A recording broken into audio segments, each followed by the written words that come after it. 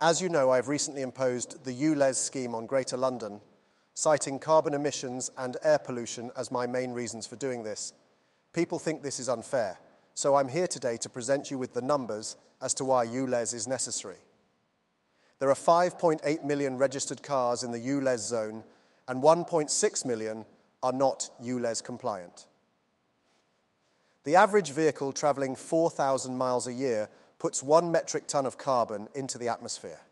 The average ULEZ-compatible car puts 0.5 metric tonne of carbon into the atmosphere. Based on the current figures, cars operating in the ULEZ zone during 2022 are responsible for putting 3.7 million tonnes of carbon into the atmosphere. If the 1.6 million non-ULEZ-compatible cars were instantly replaced with ULEZ-compatible cars, then carbon emissions per year would be reduced to 2.9 million tonnes, a reduction of 0.8 million tonnes. Now let's factor in the carbon footprint of buying a new car. To construct and manufacture the average family car, 8 tonnes of carbon is added to the atmosphere. If the 1.6 million non-ULEZ compatible cars were replaced immediately, this would add 12.8 million tonnes of carbon to London's carbon footprint, increasing it by over 400% from 2022.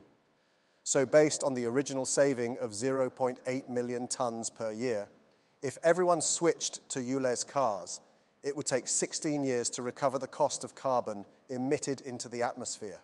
This also assumes that no one in the ULEZ zone buys a new car for 16 years. It is important to note, this is not taking into consideration the carbon footprint of scrapping 1.6 million good cars, nor does it take into consideration creating and maintaining the ULEZ zone. Manufacturing and installing technology and signage will all have a negative effect on London's carbon footprint. Now, as a side note, it is safe to say the ULEZ scheme directly hits the working class who are currently struggling with a cost of living crisis. And even though the government have introduced the scrappage scheme, it would still cost the average family living in London £5,000 to upgrade their vehicle, 1/5 of the average yearly salary. This means the working class would have to collectively spend £8 billion to increase the carbon footprint of the ULEZ zone by over 400%. Now let's compare this to another form of transport, private jets. In 2022, the UK was host to the largest number of private jets of any other country in Europe.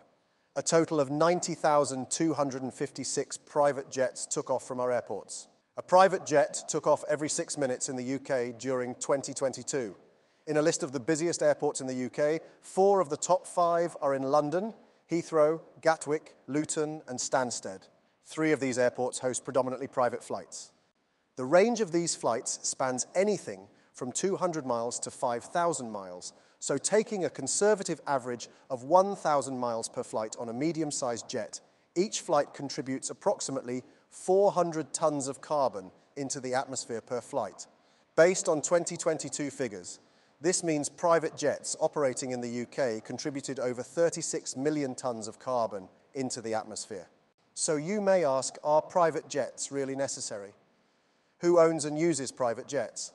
The working class? No, it's wealthy people like myself and my associates use private jets.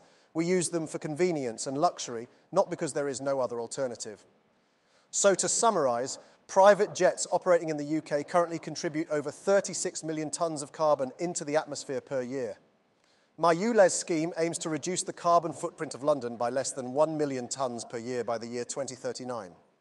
So now you have the numbers, I hope you can understand why I am taxing the working class to the tune of £8 billion to implement my ULEZ scheme, and why I don't think it is necessary to address the issue of private jets operating in the London area.